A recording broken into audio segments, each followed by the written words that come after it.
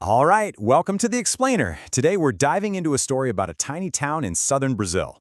Now, this isn't just any town, it's sitting on a secret, a treasure that's literally worth trillions. But here's the twist. This treasure has created a huge paradox, one that might just change how you think about what wealth and justice really mean.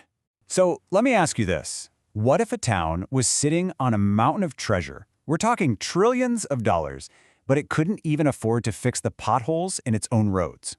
Sounds like a riddle, right? Well, it's not. This is the real-life situation for the folks in a place called Caçapava do Sol. So, first things first, let's talk about the treasure buried there. I want you to really grasp the scale of this, because the numbers, they're just mind-boggling.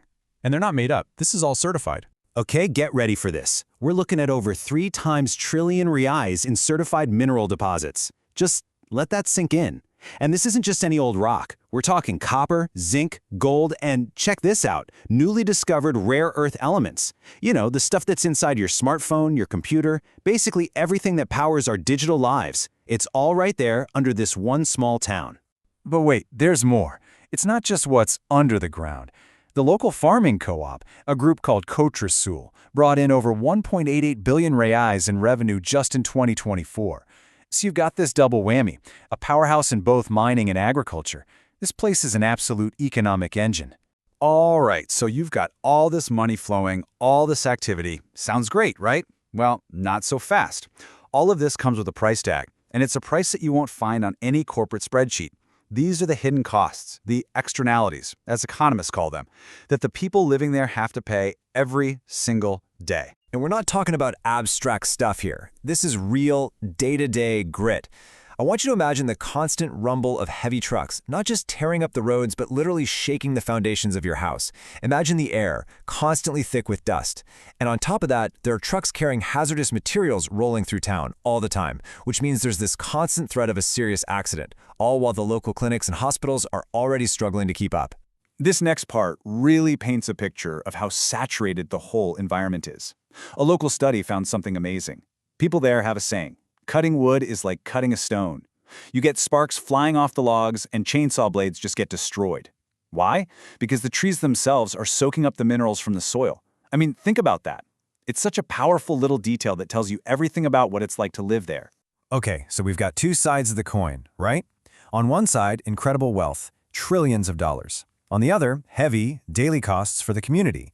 And this is where we get to the absolute heart of the paradox, this unbelievable gap between the money being made in the town and the tiny amount of money that actually stays to help the town. Let's just zoom in on one thing, limestone, okay? In 2024, about 456 million reais worth of limestone was pulled out of the ground here. Now guess how much of that made it back to the town in taxes? Go on, take a guess. It was 1.17 million.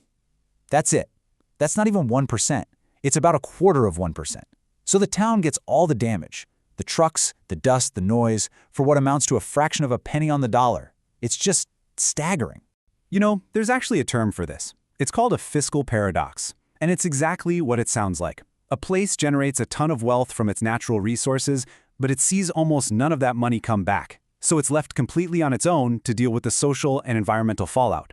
It's the textbook definition of the resource curse. And we're seeing it happen right here, right now. But listen, this explainer isn't just about doom and gloom, because the people there aren't just sitting back. They've come up with a really innovative solution, something designed to fix this crazy imbalance and, I love this phrase they use, to heal the territory. And it's called CCDSIZ Verde.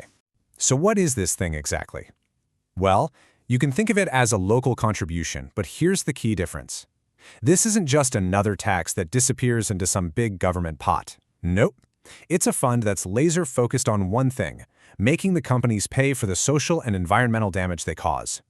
The money goes directly into a special fund for regenerating the area. And the way it works is actually pretty simple. The proposal is for a 3% contribution on the total revenue of the companies doing the damage, so we're talking mining, limestone, all the heavy trucking.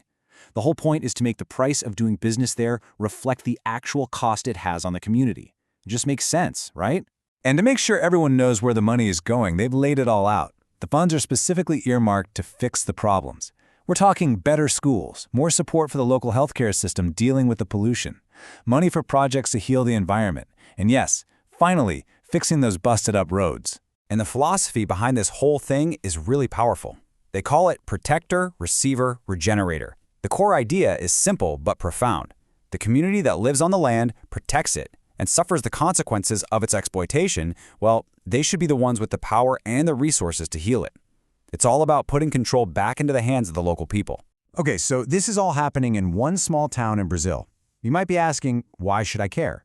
Well, here's why this is so important. What's happening in Caçapava do Sul is not a one-off. This struggle is happening all over the world. And that means their solution, it could be a game changer, a blueprint for communities everywhere.